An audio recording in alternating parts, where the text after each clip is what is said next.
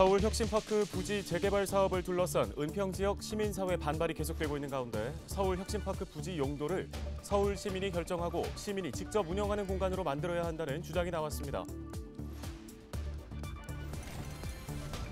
고현호 전 민주당 은평을 지역위원장이 내년 4월에 열리는 제22대 국회의원 선거 출마를 선언했습니다. 고 전 위원장은 지역 발전을 위해 총선에 출마한다며 포부를 밝혔습니다.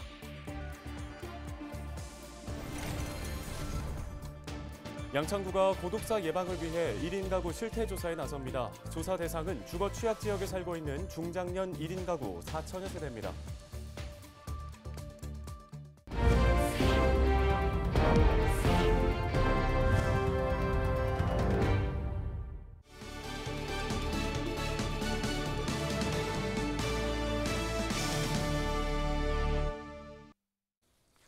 시청자 여러분 안녕하십니까? 헬로티비 뉴스입니다. 첫 소식입니다. 서울 혁신파크 부지 재개발 사업에 대해 일부 지역 주민과 시민단체가 반발하고 있다는 소식을 전해드린 바 있습니다. 네, 혁신파크 부지 재개발을 반대하는 주민들 사이에서 해당 부지를 서울 시민 모두가 소유하고 또 서울 시민이 직접 운영하는 공간으로 만들어야 한다는 주장이 나왔는데요.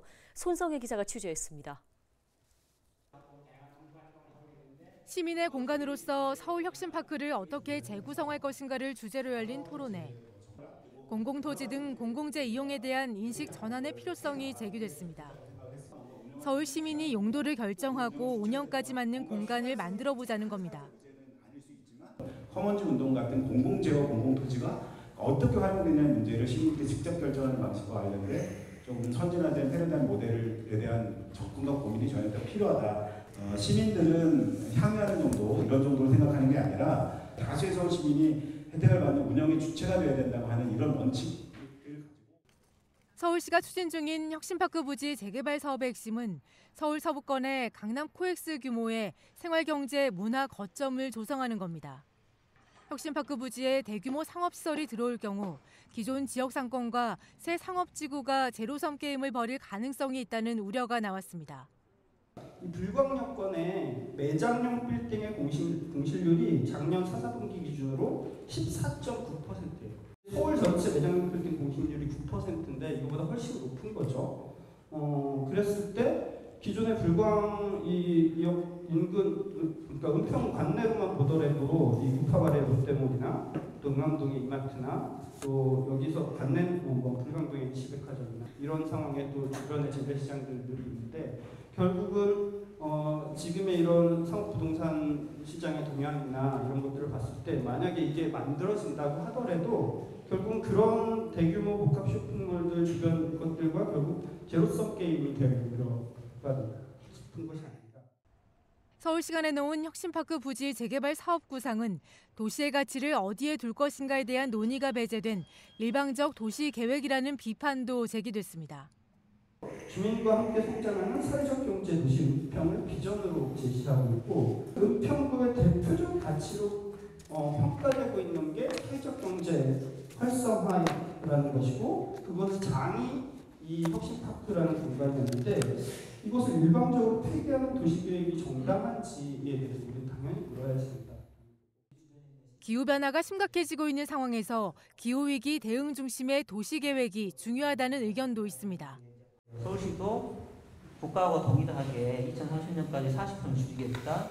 당장 3년 후 2006년까지는 30%를 줄이겠다고 하는 목표거든요. 근데 어디에서 원칙가스가 많이 배출돼야 하냐면 거의 70%가 건축에서 나옵니다. 한쪽에서는 기후위기 대응이라고 하면서 도시의 어떤 비전이나 방향들은 여전히 구시대적 발상으로 접근하고 있다고 하는 거.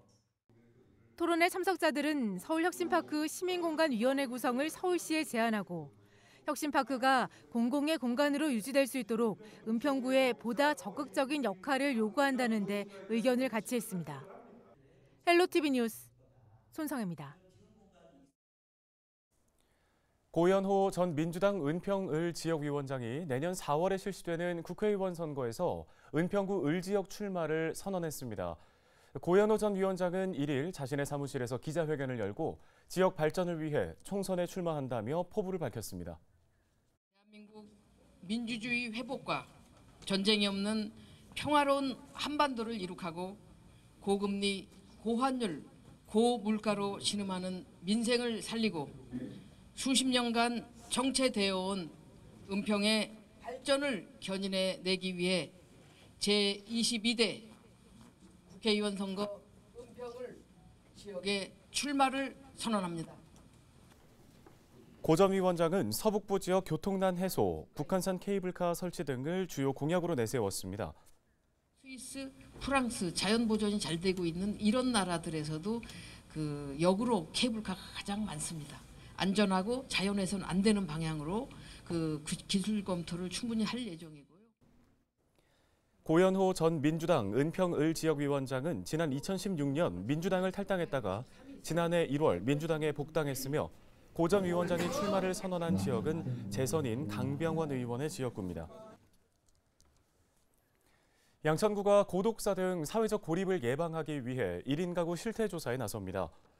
양천구는 주거 취약 지역에 살고 있는 중장년 1인 가구와 사회적 고립 실태조사를 거부한 1인 가구 등 4,143세대를 대상으로 주거 상태와 지원 필요 여부 등을 확인할 예정입니다. 양천구에 살고 있는 1인 가구는 전체의 3분의 1 수준인 총 5만 8천여 명입니다.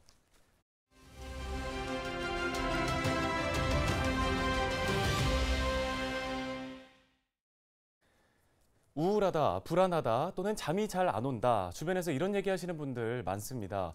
서울연구원의 정신건강실태조사 결과 서울 시민 2명 중에 1명은 정신건강 문제를 겪고 있다고 하는데요.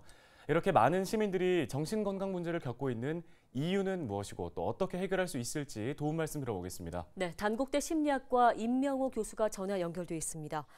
교수님, 서울 시민의 절반 이상입니다.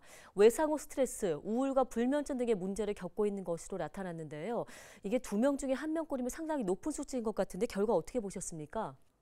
네, 이번에 조사 연구 결과를 보면 서울 시민의 53%가 한 개 이상의 정신건강 문제를 겪고 있는 것으로 나타났는데요. 아마 그동안 3년 이상의 코로나 때문에 이런 심리적 문제가 많이 늘어난 것으로 보입니다. 또 외상후 스트레스 증상이 가장 크게 좀 늘어난 것은 최근에 지속적으로 일어난 참사나 기후재난이 영향을 좀 미친 것으로 보이고요. 우울증이 보통 일반적으로 10% 정도로 보는데 2배 이상 증가를 한 것이니까 지금 서울 시민의 정신 건강이 매우 심각하고 위험한 수준까지 증가한 것으로 보입니다. 네, 특히 청년층 같은 경우에는 정신건강 문제에 있어서 중장년층보다 유병률이 높은 것으로 조사가 됐는데 특별한 이유가 있을까요? 네, 그 임상 일선에서 상담을 하다 보면 청년들의 우울이 요즘 매우 심각하다는 걸 실감을 하는데요. 종종 청년 자살도 목격을 하고 있고요. 오랫동안 이제 경제적인 어려움이 좀 지쳐 있고 특히 이제 청년들은 진로 문제나 직장 문제, 뭐 결혼 문제나 주거 문제까지 오히려 중장년층보다 여러 가지 더 어려운 상황에 닥쳐 있는 상황이 아닌가 보입니다. 기성세대가 과거에 살았던 청년 시기보다 지금 청년들이 훨씬 더 어려운 시기에 살고 있지 않나 생각합니다. 그 청년들이 이제 처음 사회생활을 시작하면서 어려움을 겪기 때문에 실패에 대한 두려움이나 불안도 크고요. 또 실패하는 경우에 그 트라우마나 후유증도 더 큽니다. 예, 그런데 이 정신건강 문제를 호소하는 사람은 많은데 치료하는 경우는 드문 것 같습니다. 공공에서 운영하고 있는 정신건강 서비스의 경우 접근이 어렵고 전문성이 낮다는 지적이 나오는데요. 교수님 보실 때 어떠십니까? 공무원 정신건강 서비스 좀 보편화돼야 한다고 보시는지요? 네, 그렇게 봅니다. 사회가 어려워질수록 중산층은 견뎌낼 수 있지만 취약층은 더 약해지고 결국 부러지고 파산하게 되는데요. 유독 이제 젊은 청년들이나 노인분들이 심리적인 문제가 급증하는 이유가 그 때문이고요. 그동안 이제 공공부문에서 제공하는 정신건강이 부족했던 이유는 정부에서 적극적인 지원을 회피했기 때문입니다.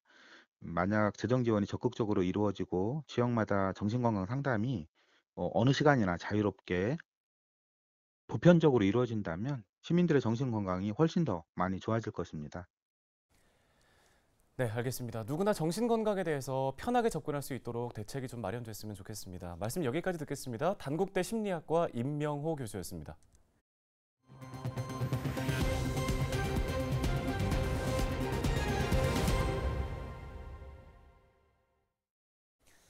은평구가 유네스코 평생학습도시 국제포럼에서 일동 1대학 사업을 소개한 데 이어 사업의 성공적인 안착을 위해 은평대학 운영협의체를 구성합니다. 은평구는 지난달 27일 광명등에서 열린 2023 평생학습도시 국제포럼에 참석해 평생학습 정책 우수 사례로 일동 1대학 사업을 발표했다고 밝혔습니다. 일동 1대학 사업은 은평구 16개 동주민센터와 대학이 협력을 체결해 주민이 원하는 평생교육 프로그램을 운영하는 건데요. 은평구는 일동 1대학 사업이 안정적으로 추진될 수 있도록 은평대학 운영협의체와 대학 본부를 구성해 운영할 계획입니다. 은평구가 보건복지부 장애인 일자리 지원 사업 우수기관으로 선정됐습니다. 은평구는 민관 장애인 고용 활성화 협의체를 구성하고 장애인에게 맞춤형 교육을 실시해 복지 일자리로 연계하는 등 장애인 취업 활성화에 성과를 거두어 좋은 평가를 받았습니다. 은평구 장애인 일자리 지원 사업을 통해 76개의 배치기관에서 201명의 장애인이 복지 서비스 지원, 문화예술, 발달장애인 요양보호사 보조 일자리 등에 참여하고 있습니다.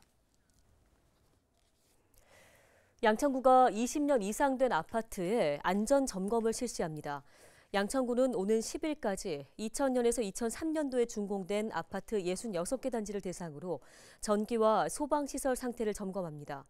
구는 경미한 사항은 현장에서 조치하고 중대 결함은 긴급 안전 조치 후에 사후 관리를 시행한다는 예정입니다. 전기차 충전소 설치용 부동산을 취득할 경우에 한시적으로 세금을 감면해주는 충전소 확대 촉진법이 발의됐습니다. 강병원 국회의원은 전기차 수요자들의 가장 큰 걱정이 충전소이지만 관련 세제 혜택은 미비하다며 개정안 대표 발의 배경을 밝혔습니다. 개정안에는 신축이나 증축하는 친환경 자동차 충전시설에 대해서 2026년 12월 31일까지 취득세를 면제하는 내용이 담겨 있습니다. 단 정당한 사유 없이 1년 동안 해당 용도로 사용을 하지 않거나 2년 안에 다른 용도로 쓰거나 매각 증여할 경우 감면된 취득세가 추징됩니다. 최근 럼피스킨병 확진 농가가 늘면서 농가의 시름이 깊어지고 있습니다. 가축 전염병에 확진되면 확진 농가의 가축들은 모두 매몰 처분되는데요. 네, 최근 5년 동안 처분된 가축만 5천만 마리에 달합니다. 이미정 기자입니다. 충남 최대 축산단지인 홍성에서 한우 농장을 운영 중인 공충식 씨. 지난 24일 홍성에서 럼피스킨병 확진 농가가 나오자 일찌감치 백신 접종을 마쳤지만 불안은 여전합니다. 항시 그 긴장을 놓칠 수가 없어요. 또 이렇게 옛날에 뭐 구제역이 주위 요 반경에 한 4, 5km 그때 돼지 그쪽이 와가지고서 그때도 엄청 신경 많이 쓰고 매일같이 이렇게 소독을 하고 있는데 그것도 지금 정말 어려운 상황이에요. 구제역부터 조류 인플루엔자까지 가축 전염병이 해마다 발생하고 있습니다. 구제역은 지난 2018년과 2019년에 이어 올해 11건이 발생했습니다. 아프리카 돼지열병도 올해까지 200건 넘게 발생했습니다. 반복되는 가축 전염병으로 축산농가에서는 혹여나 피해를 입지 않을까 불안에 떨고 있습니다.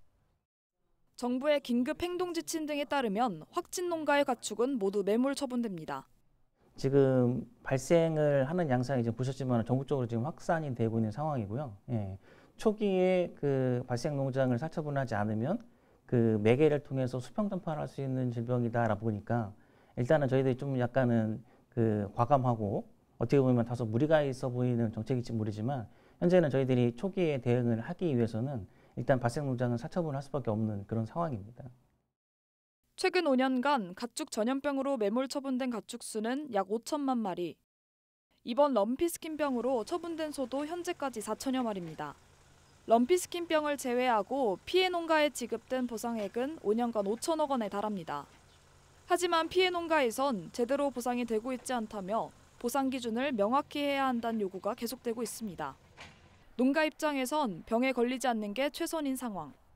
구제역과 아프리카 돼지열병 등 가축 전염병이 돌 때마다 반복되는 가축들의 죽음에 농가의 시름이 깊어지고 있습니다. 헬로티비 뉴스 이미정입니다.